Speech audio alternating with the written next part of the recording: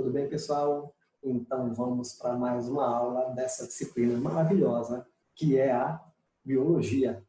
E hoje nós vamos começar uma série de aulas aí, tá? Com alguns assuntos, falando dos fatores antrópicos que afetam o equilíbrio ambiental, ou seja, falando dos impactos ambientais, tá? Que, consequentemente, ameaçam as nossas vidas, né? E ameaçam a biodiversidade, de maneira geral. Então, nós temos aqui alguns exemplos aí, tá? Como a gente vai ter aí os ambientes, de maneira geral, sendo aí afetados. Contaminação da água, poluição hídrica, por exemplo. A gente pode ter aí resíduos domésticos contaminando essa água. A gente pode ter aí, de repente, resíduos radioativos contaminando essa água. Tá? Com relação à contaminação do ar, por exemplo, podemos ter aí resíduos industriais, né, contaminando aí a nossa atmosfera. Tá? A gente pode ter um problema muito sério aí com relação a esses resíduos industriais, a questão do aquecimento global, por exemplo, que tem uma relação também aí com a questão do desmatamento. Esse desmatamento pode dar uma relação aí com a questão de contaminação do solo, problemas relacionados ao solo, como, por exemplo, a erosão. Tá? A gente tem aí, no caso, também o petróleo nessa contaminação do solo. Podemos ter problemas aí com relação à diminuição da biodiversidade, tá? Com a introdução de espécies exóticas, o tráfico de animais, caça predatória, né? Pesca predatória. Tá? Então, é uma gama de impactos que nós temos aí, tá? Que vai estar afetando o nosso ambiente. Tá? E na aula de hoje, nós começaremos com a poluição atmosférica. Tranquilo? Legal. Então, com relação à poluição atmosférica, né, poluição do ar, nós vamos tratar inicialmente do chamado aquecimento global. Pessoal, segundo boa parte da comunidade científica, a temperatura média do planeta, que girava em torno de 14 graus, né, 14 graus Celsius, vem subindo nos últimos 2 séculos, em virtude, principalmente, do lançamento, né, através de origem antrópica, tá, de gases estufa, especialmente o dióxido de carbono, o metano, além de outros gases. Tá?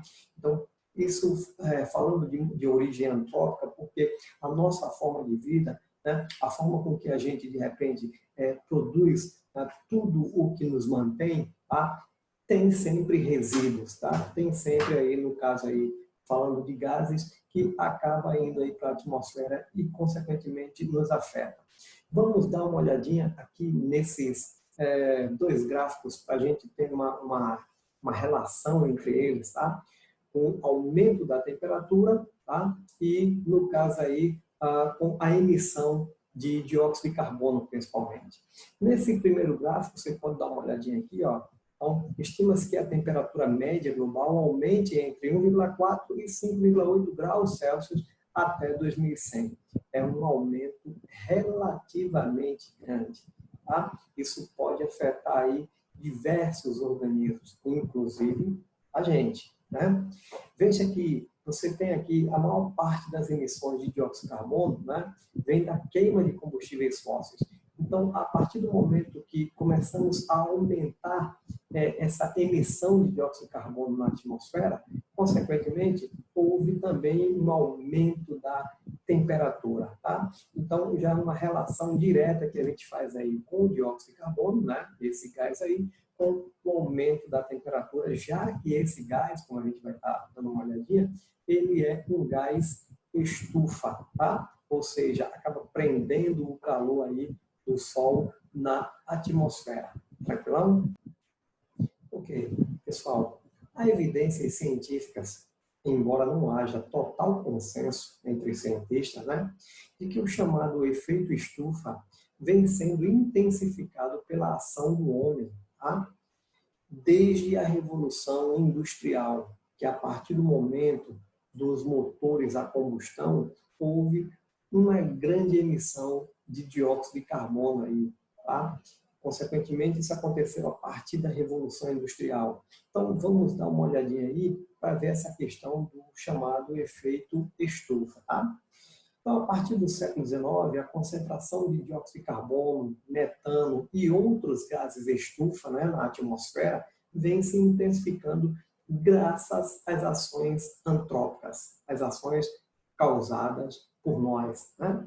Então, por exemplo, a questão das queimadas, há uma grande liberação de dióxido de carbono, a queima de combustíveis fósseis, né?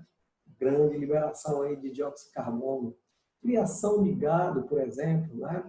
Que são animais ruminantes, então, nos seus processos digestórios, eles acabam liberando aí uma grande quantidade de metano. Por exemplo, no caso do Brasil, que é bastante significativo isso aí, nós sabemos que nós temos uma população aí de gado, né? Equivalente aí à população humana, em alguns momentos até ultrapassando o número de pessoas, né? Ou seja, então a gente tem que levar assim em consideração que há uma grande emissão de metano por esses organismos, né? Então a gente tem aí como os gases chamados gases estufa, tá? Principalmente aí a gente vai ter a participação importantíssima do vapor de água, que, claro, tem a sua grande importância para a vida, né, dos organismos. Consequentemente, ela prende o calor, tá, na atmosfera aí também, isso é importante. Óxido nitroso, tá, dióxido de carbono, que a gente vem tanto comentando aí, metano, por exemplo. Esses são os principais gases aí que vão estar aí prendendo esse calor na atmosfera, propiciando aí ao chamado efeito estufa, né? Vamos dar uma olhadinha aí. Olha só, a luz do Sol chegando aí no nosso planeta, tá? Então, essa luz do Sol vem através aí dos raios ultravioletas, tá? Esses raios ultravioletas aqui emitidos pelo Sol aí vai incidir, né, na superfície do nosso planeta, tá? E, consequentemente, vai aquecer o planeta, vai aquecer tudo que está no planeta, tudo bem?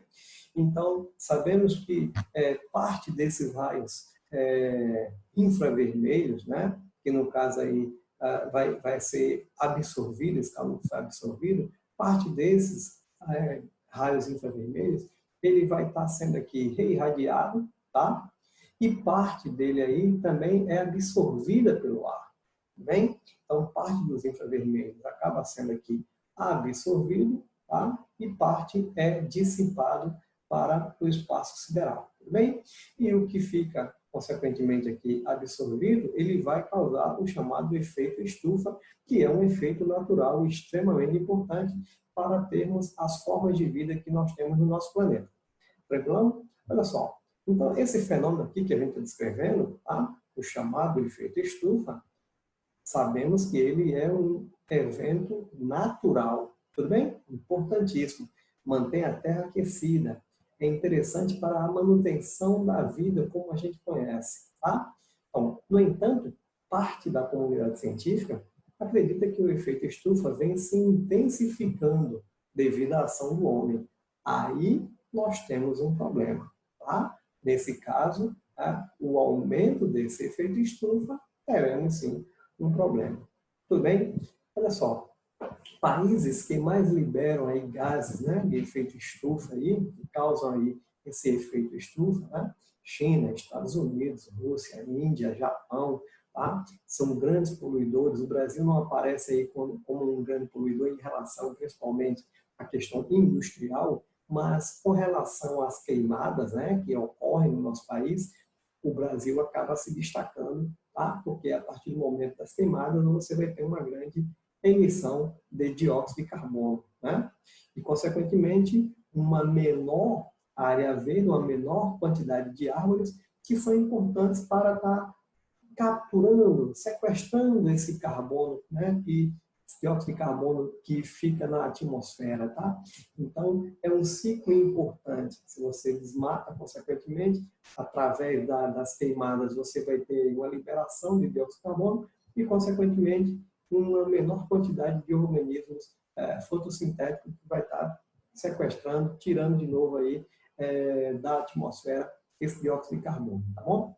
Então, isso daí vai fazer o seguinte, olha só, temos algumas consequências. Se o efeito estufa aumenta demais, aí a gente tem um problema chamado de aquecimento global.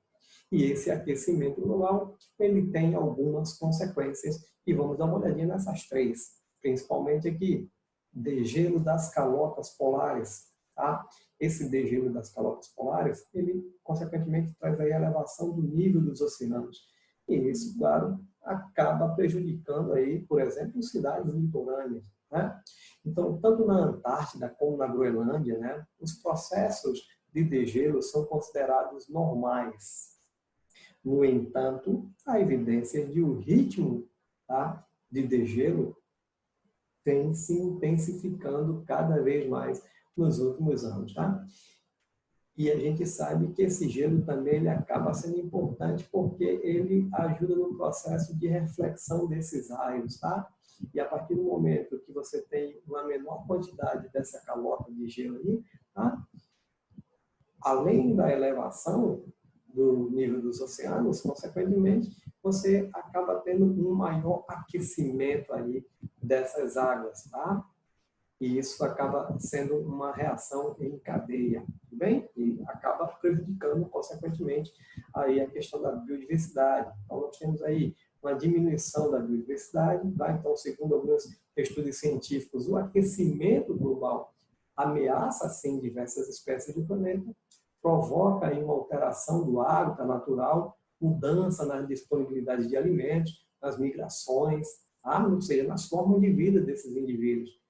E às vezes não dá tempo os indivíduos, as espécies se adaptarem e às vezes acabam sucumbindo, né? Então, a elevação da temperatura aí das águas oceânicas ameaça muitas espécies de corais, né? Causando o chamado branqueamento de corais. Os corais são extremamente importantes. Né? Uma das funções importantíssimas que eles têm é justamente serem aí berçários de muitas espécies oceânicas, tá? E a questão que tanto a gente fala que é as chamadas mudanças climáticas. Então, há fortes evidências aí de que o aquecimento global pode, em algumas regiões, intensificar o regime de chuvas, né? A gente está verificando aí chuvas torrenciais, né? Chuvas muito fortes num período de tempo, né? Num curto espaço de tempo, tá? E em outras regiões acaba tendo uma intensificação dos períodos de seca, né? Os períodos de seca sendo cada vez mais longos, tá? E, consequentemente, isso afeta de maneira geral a vida dos indivíduos, tá? Então, as chamadas mudanças climáticas, que acaba sendo, sim, também prejudicial. Tudo bem?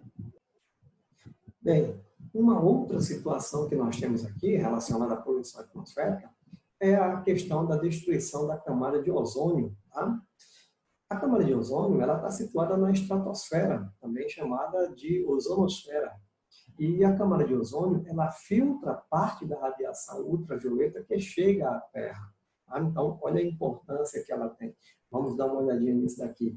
Olha só, a radiação ultravioleta, a camada de ozônio aqui, e acaba filtrando aqui, ó, ela tem uma certa intensidade e diminui aqui, ó. Tá? Então, a camada de ozônio filtra parte da radiação ultravioleta, né, que vem aí do Sol. Tá? Então, a camada de ozônio, que fica localizada entre 12 e 50 quilômetros de altitude, né? Extremamente importante aí que ele esteja lá em cima e não aqui embaixo, na troposfera, onde a gente vive, tá?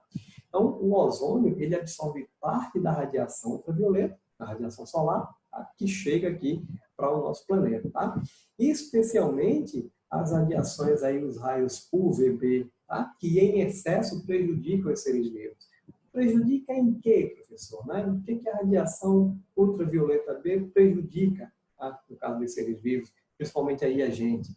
Ele pode causar aí, câncer de pele, pode causar catarata, pode causar mutações genéticas. Tudo bem?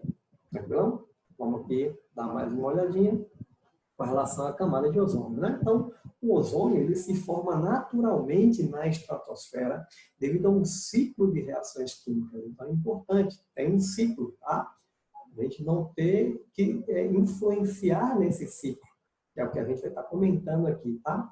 Então, os raios ultravioletas C, tá? Já o C, eles provocam quebra da molécula de oxigênio, do gás oxigênio, havendo liberação de ânions oxigênio. Tá? Então, olha só, temos aqui a reação, o oxigênio, o gás oxigênio, os raios ultravioleta C quebram esse oxigênio, o gás oxigênio, e liberam o quê? Ânions de oxigênio. Tudo bem?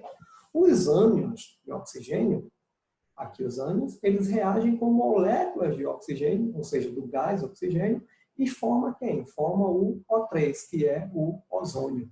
Belezinha? Olha aí, o ozônio se formando. Numa boa, tranquilão.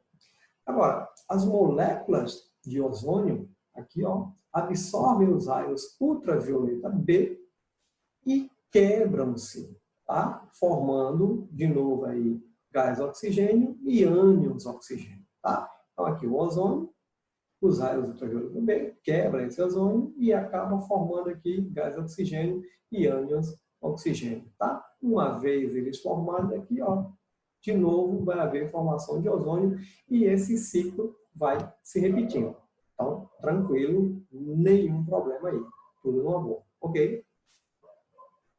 Agora, os chamados gases CF6, os clorofluorcarbonos, né, que são gases que eram empregados aí nas décadas passadas em produtos aerosóis, tá?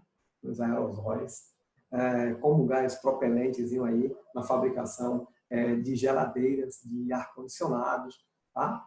Então, esses CF6, eles podem destruir a camada de ozônio, né? Conforme a gente vai dar uma olhadinha aqui nessas reações. Então, dá uma olhadinha aqui, ó. O CF6, os clorofluorcarbono, os raios ultravioletas acabam aí quebrando esse CF6 e liberando aqui os ânions de cloro, tá? Esses ânions de cloro aqui, ó, se junta com o ozônio, quebrando o ozônio e libera aqui gás oxigênio e, no caso aqui, óxido de cloro, tá? Ou seja, eles acabaram quebrando o ozônio e aí vai fazendo essa diminuição, né, da quantidade de ozônio, tá?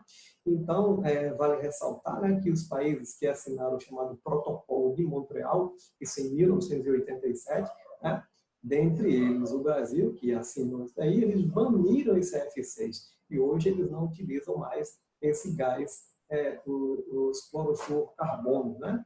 Um dos gases que é utilizado são os chamados hidrofluorcarbonos, tá? Então, não tem mais os clorofluorcarbonos porque eles estavam aí causando o chamado buraco na camada de ozônio, tá? O buraco na camada de ozônio. Que esse buraco na camada de ozônio é uma área da atmosfera que concentra menos ozônio, né? Que tenha um buraco, né? Tem uma diminuição nessa camada. Tá? Então, pesquisadores aí da NASA descobriram que o maior buraco na camada de ozônio, a 31 milhões de quilômetros quadrados, se forma na Antártida, especialmente no mês de outubro. Tá? Então, alguns pesquisadores, né, consideram que a espessura da camada de ozônio depende das variações de temperatura na Antártida, pois elas interferem no ciclo natural de formação do ozônio. Tá? Por isso aí, na Antártida, outra coisa, né?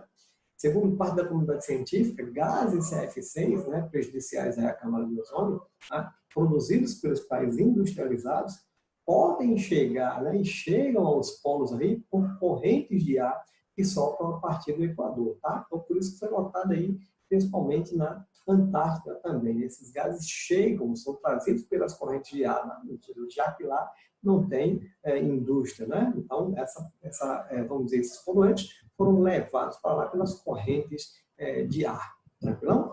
Então, aqui só mostrando, né, a variação aí, são dados antigos, e já se tem alguns estudos de que essa diminuição, né, ela parou de ocorrer e já está aí tendo uma retomada, tá? Então, pela diminuição ou pela parada de boa parte dos países signatários, aí, principalmente, né, que assinaram aí o Protocolo de Montreal, para não usar mais os CF6. Tranquilo, galera? Vamos lá.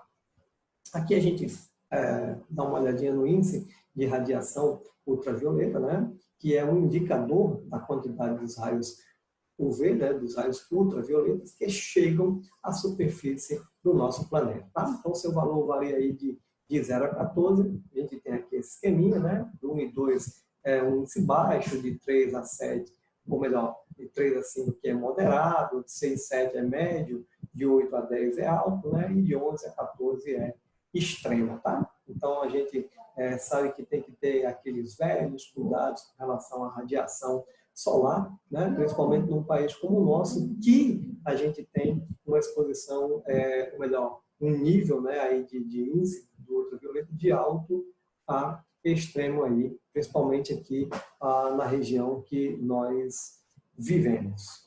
Tranquilo, galera? Vamos lá, então. Uma outra situação que a gente tem são as chamadas chuvas ácidas, relacionadas aí à poluição atmosférica, tá bom? Então, pessoal, até mesmo a mais inocente das chuvas tem um pH abaixo de 7, tá? Ou seja, um caráter ácido. As chuvas ácidas, realmente, elas têm um pH inferior a 5,6. Então, podem causar aí problemas a nós, né, o homem, de maneira geral, aos materiais e aos ecossistemas, tudo bem? Então, toda chuva é ácida? Sim, toda chuva é ácida, mas só é considerada um problema, né, de chuva ácida se ele tem aí o pH inferior a 5,6, tá bom? Vamos dar uma olhadinha em como acontece esse processo, né? Então, gases que podem intensificar aí problemas respiratórios, né? Ou melhor, está relacionado à chuva ácida, o dióxido de carbono, o dióxido de enxofre, os óxidos de nitrogênio. Esses são os principais gases causadores das chuvas ácidas, tá? São provenientes aí da queima de combustíveis fósseis, né? Como petróleo, como carvão. Principalmente aí a gente vendo através das indústrias, tá? Então, olha só, um exemplo aí, a indústria queima em suas caldeiras, né? Carvão, que é rico em enxofre, tá? A combustão do enxofre, tá? No caso aqui, ó, o enxofrezinho, tá? Juntando-se com o oxigênio, né? Através do aquecimento, tá? Acaba formando quem? O dióxido de enxofre. E esse dióxido de enxofre vai sendo liberado aí, ó, para a atmosfera, tá?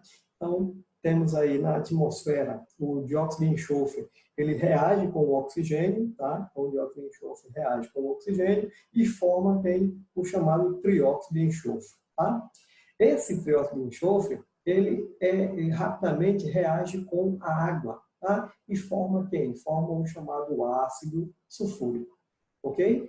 E a partir do momento que a gente tem aí a formação do ácido sulfúrico, né, ele vai aí estar presente aí formando as chuvas, né? E aí esse ácido sulfúrico se precipita na forma de chuvas, tá? Ou aí a formação de neblina e tal, e aí a gente tem a chamada chuva ácida, tá? Então, que em humanos pode causar aí problemas respiratórios, né? Irritação dos olhos e nariz, caso você seja exposto a essa chuva ácida, né? Principalmente repetidas vezes, e geralmente isso pode acontecer em lugares que são industrializados, tá? Belezinha, vamos dar uma olhadinha. Esse ácido sulfúrico, essa chuva ácida, ao longo do tempo aí, pode aí corroer diversos materiais, como mármores, como metais, tá? Então ele sofre aí corrosão, também. Com relação aos ecossistemas, né, principalmente a questão da flora, né, então as chuvas ácidas podem destruir aí florestas inteiras, tem um efeito aí que é desfolhante, podem descolorir as flores, acidificar o solo, né, então consequentemente acaba tendo prejuízo para os organismos vegetais, né. A gente tem também com relação aí aos ecossistemas aquáticos, né, que essas chuvas ácidas elas podem atingir esses ecossistemas, consequentemente, e acabam prejudicando aí o desenvolvimento do plâncton, diminuir a taxa reprodutiva de várias espécies, né? E aí afetando o plâncton inicialmente, né, o chamado fitoplâncton, que são os produtores dos ecossistemas aquáticos, né? Então afetando o primeiro elo da cadeia alimentar, consequentemente acaba afetando outros elos aí. Tudo bem? Belezinha até aí, né? Então, vamos dar uma olhadinha aqui numa outra situação, que é a chamada inversão térmica, né? As inversões térmicas. Então, é um fenômeno que é mais frequente no inverno, tudo bem, pessoal? Então, ocorre quando a camada de ar na superfície se esfria, né? Principalmente no período de inverno aí. Então, ela, consequentemente, fica mais densa, porque o ar frio ele é mais denso, tá? E aqui não troca lugar com a camada superior de ar, tá? Então, assim, os poluentes não se dispersam e se concentram na camada de ar superficial. Vamos dar uma olhadinha em duas situações. A situação sem inversão térmica, uma situação boa, tá? Então, nós temos aqui, ó, normalmente, a camada de ar que fica perto da superfície, ela se aquece, né? Ela é mais quente, e aí, se ela é mais quente, ela é menos densa e ela acaba subindo, tá? E dispersa os poluentes. A camada de ar longe da superfície, mais fria e densa, ela desce, né? E ocorre assim uma circulação de ar que forma as chamadas correntes de convecção. Então, isso aqui é o que ocorre normalmente. Belezinha, não tem nenhum problema, é isso que tem que ocorrer. Show! Agora, vamos fechar aqui para dar uma olhadinha. Uma situação com inversão térmica, né? Que aí, no caso, é ruim, tá? Então, olha só, a gente vai ter o seguinte, principalmente no período de inverno, né? Então, em certas épocas do ano, né? O inverno é mais rigoroso e tal, a camada de ar perto da superfície, tá? Ela demora mais tempo para se aquecer e permanece fria, consequentemente densa, tá? Então, ela acaba ficando aqui e não vai haver troca com a camada de ar quente, né, que no caso é menos densa, que está mais acima dela. Tá? Então, consequentemente, não vai haver formação das correntes de convecção. E aí os poluentes ficam presos. Tá? Um exemplo que a gente traz aqui, principalmente aconteceu há algum tempo atrás, né, um exemplo de Londres, lá, que ocorreu o chamado smog, né? Ou seja, um período que o inverno foi bastante rigoroso, tá? E os poluentes lá não conseguiram se dispersar e houve um aumento, principalmente que as pessoas ficavam em casa e usavam as lareiras, então queimavam lá madeira e toda aquela poluição acabou ficando presa e morreram milhares de pessoas, né, com o problema da poluição e depois continuou morrendo com questões respiratórias, né? Então, esse é um exemplo bastante clássico que a gente traz aí da chamada inversão térmica, tudo bem? Fica ligado, por quê? Porque a gente tem que ver que a camada de ar mais fria aí vai ter que ficar próxima aqui à superfície, então, consequentemente, isso vai estar acontecendo mais no período de inverno, ok? Belezinha? Vamos para uma outra questão aqui, que é o chamado monóxido de carbono, tá, pessoal? O monóxido de carbono, que é um gás, cuidado, nós temos o dióxido de carbono, né? E esse aqui é o monóxido de carbono, que é originado a partir da combustão incompleta de combustíveis fósseis. Tá? Nas grandes cidades é considerado um dos principais gases poluentes que afetam a saúde humana, principalmente aí, né, se os motores dos carros estiverem aí desregulados, né, então causando aí essa combustão incompleta, vai haver a liberação do monóxido de carbono para a atmosfera, tá? Então, a pessoa pode respirar esse ar contaminado com monóxido de carbono, ele é um gás que é incolor, ele é inodoro, tá? Então, você nem percebe isso. Agora, ele é um gás asfixiante, então é prejudicial. Então, isso no ambiente aberto, menos mal, você não vai ter aí tantos problemas, dores de cabeça e tal. Mas no ambiente fechado aí já é mais complicado. Por quê? Porque o que ele vai fazer? O monóxido de carbono, dentro das hemácias, o monóxido de carbono vai se combinar com a hemoglobina, tá? E vai formar um composto estável, denominado de carboxihemoglobina, tá? Essa carboxihemoglobina, compostozinho estável, o que ocorre? A hemoglobina, ela tem mais afinidade com o monóxido de carbono do que com o oxigênio. E ela tem que transportar oxigênio, que são os gases respiratórios aí para a gente, tá? E na presença dele, ele toma o espaço, no caso aí do oxigênio, por isso que num ambiente fechado é prejudicial e a pessoa pode acabar morrendo asfixiada, né? Então, eu gosto de citar um exemplo, em grandes cidades que tem ali túneis, né? Se tiver um congestionamento no túnel, aí esse túnel de repente não tem ventilação, tá? Que tem que ter. Consequentemente, uma das coisas que tem que ser feita, né, pelos motoristas é, enquanto estiver tudo parado, desligar os motores dos carros. Por quê? Porque se de repente o motor do teu carro está lá desregulado, vai estar liberando monóxido de carbono, e isso pode acabar sendo prejudicial aí para algumas pessoas. É isso? Bem, vamos dar uma olhadinha então aqui, para a gente dar uma fechada de maneira geral aqui na poluição atmosférica. Tá? Então, falando aqui nos chamados PTS, né, são partículas totais em suspensão, que vai estar aí presente, poeira, fumaça, fuligem de origem veicular ou industrial, né, na faixa aí de 100 micrômetros, tá? Então vai causar aí tosse, irritações nos olhos, né, nas mucosas, agravamento de doenças respiratórias, também o chamado material particulado, a mesma coisa, poeira, fumaça, fuligem de origem veicular industrial, que no caso aí menores que 10 micrômetros, os mesmos danos à saúde, né? Tosse, irritações dos olhos, mucosas, tá? Agravamento de doenças respiratórias, o dióxido de nitrogênio, tá? Também aí, gásinho avermelhado, a gente já tocou nele, né? Mas um pouco atrás, tá? Proveniente da queima de combustíveis industriais ou veiculares, tá bom? Danos aí à saúde, menor resistência a infecções pulmonares, o pessoal acaba ficando aí sensibilizado, agravamento de doenças respiratórias, tá? O ozôniozinho que tem que estar lá na estratosfera, né? Proveniente aí das transformações fotoquímicas dos óxidos de nitrogênio, tá? Pode causar aí irritação dos olhos e mucosa, agravamento também de doenças respiratórias, tá? Se ele estiver aqui na troposfera, né, onde vivemos e tal. O monóxido de carbono, que acabamos de ver aí, tá?